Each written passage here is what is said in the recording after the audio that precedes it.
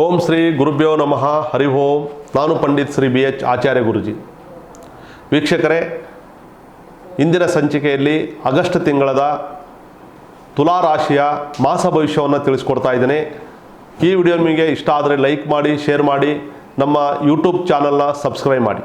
ವಿದ್ಯಾರ್ಥಿಗಳೇ, ಈ ತಿಂಗಳು ಬುಧ ಮತ್ತು ಗುರು ನಿಮಗೆ ಹೊಸ ವಿಷಯ ಕಲಿಯುವಂತಹ ಆಸಕ್ತಿ ಮೂಡಿಸುತ್ತದೆ. ಇದುವರೆಗೂ ಕಷ್ಟ ಅನಿಸಿಕೊಳ್ಳುವಂತಹ ವಿಷಯಗಳು ಈಗ ಸುಲಭವಾಗಿ ಅರ್ಥ ಆಗುತ್ತೆ. ಕೇತುವಿನ ಪ್ರಭಾವ ಇರೋದ್ರಿಂದ ಓದಿನ ಮಧ್ಯೆ ಏಕಾಗ್ರತೆ ಕಳೆದುಕೊಳ್ಳುವಂತೆ ಮಾಡುತ್ತೆ. ಒಂದೇ ಗುರಿ ಮೇಲೆ ಗಮನ ಇಟ್ಟುಕೊಂಡ್ರೆ ಉತ್ತಮ ಫಲ ಸಿಗುತ್ತೆ. ಆರ್ಥಿಕವಾಗಿ ಈ ತಿಂಗಳು ಶುಕ್ರ ಮತ್ತು ಗುರು ಆದಾಯವನ್ನು ಹೆಚ್ಚಿಸುವ ಪ್ರಯತ್ನ ಮಾಡ್ತಾರೆ. ಈ ಶ್ರಾವಣದ ನಂತರ ನೀವು ಮನೆ ಅಥವಾ ವಾಹನಕ್ಕೆ ಒಂದು ಯೋಜನೆ ಬಗ್ಗೆ ಯೋಚನೆ ಮಾಡ್ತೀರಾ. ಆದರೆ ರಾಹುವಿನ ಪ್ರಭಾವದ ಕಾರಣದಿಂದ ಯಾರದೋ ಮಾತನ್ನ ಕೇಳಿ ತಕ್ಷಣ ಹೂಡಿಕೆ ಮಾಡಬೇಡಿ. ಇನ್ನು ವ್ಯಾಪಾರದ ಆಗಸ್ಟ್ ತಿಂಗಳಲ್ಲಿ ಬುಧ ನಿಮ್ಮ ಮಾತು ಮತ್ತು ಕೌಶಲ್ಯವನ್ನು ಬಲಪಡಿಸ್ತಾನೆ. ಹಳೆಯ ಸಂಪರ್ಕಗಳಿಂದ ಹೊಸ ಕೆಲಸಗಳನ್ನು ಹುಡುಕೊಂಡು ಬರುತ್ತೆ. ಆದರೆ ಶನಿಯ ಕಾರಣದಿಂದಾಗಿ ಒಂದು ಬಿಸಿನೆಸ್ ಗಳಿಗೆ ಅಡೆತಡೆಗಳಾಗಬಹುದು. ಇನ್ನು ಉದ್ಯೋಗದಲ್ಲಿ ಇರೋರಿಗೆ ಸೂರ್ಯ ಹೊಸ ಜವಾಬ್ದಾರಿಯನ್ನು ನೀಡ್ತಾನೆ. ನಿಮ್ಮ ಅಭಿಪ್ರಾಯಕ್ಕೆ ಕಚೇರಿಯಲ್ಲಿ ಬೆಲೆ ಹೆಚ್ಚಾಗುತ್ತೆ. ಆದರೆ ಕುಜನ ಪ್ರಭಾವದ ಕಾರಣದಿಂದಾಗಿ ಕೋಪದಲ್ಲಿ ತೆಗೆದುಕೊಳ್ಳುವಂತಹ ನಿರ್ಧಾರದಿಂದ ದೂರ ಇರಿ. ಇನ್ನು ನಿಮ್ಮ ಪ್ರೀತಿ ಮತ್ತು ಕುಟುಂಬದಲ್ಲಿ ಅತ್ತೆ ಸೊಸೆ ಸಂಬಂಧದಲ್ಲಿ ಸಣ್ಣ ವಿಚಾರವೂ ಕೂಡ ದೊಡ್ಡ ಚರ್ಚೆ ಆಗುವ ಸಾಧ್ಯತೆಗಳಿದೆ. ಮನೆಯ ಜವಾಬ್ದಾರಿಯ ಬಗ್ಗೆ ಆಗಲಿ, ಖರ್ಚಿನ ಬಗ್ಗೆ ಆಗಲಿ, ಇನ್ನು ಅಭಿಪ್ರಾಯದ ವಿಷಯದಲ್ಲಿ ಭಿನ್ನಾಭಿಪ್ರಾಯಗಳು ಬರಬಹುದು. ಕೋಪದಲ್ಲಿ ಆಡಿದ ಒಂದು ಮಾತು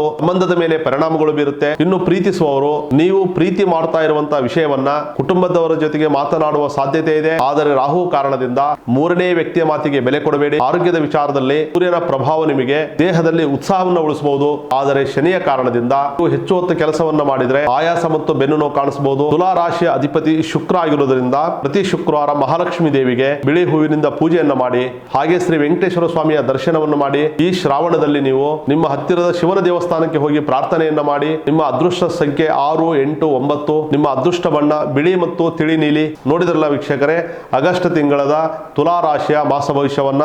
ಈ ವಿಡಿಯೋ ನಿಮಗೆ ಇಷ್ಟ ಆದರೆ ಲೈಕ್ ಮಾಡಿ, ಶೇರ್ ಮಾಡಿ, ನಮ್ಮ ಯೂಟ್ಯೂಬ್ ಚಾನಲ್ನ ಸಬ್ಸ್ಕ್ರೈಬ್ ಮಾಡಿ. ನಿಮ್ಮೇನೇ ಸಮಸ್ಯೆಗಳಿದ್ರು ಕೂಡ ನಮ್ಮನ್ನು ನೇರವಾಗಿ ಬಂದು ಭೇಟಿ ಮಾಡಿ. ನಮಸ್ಕಾರ ವೀಕ್ಷಕರೇ.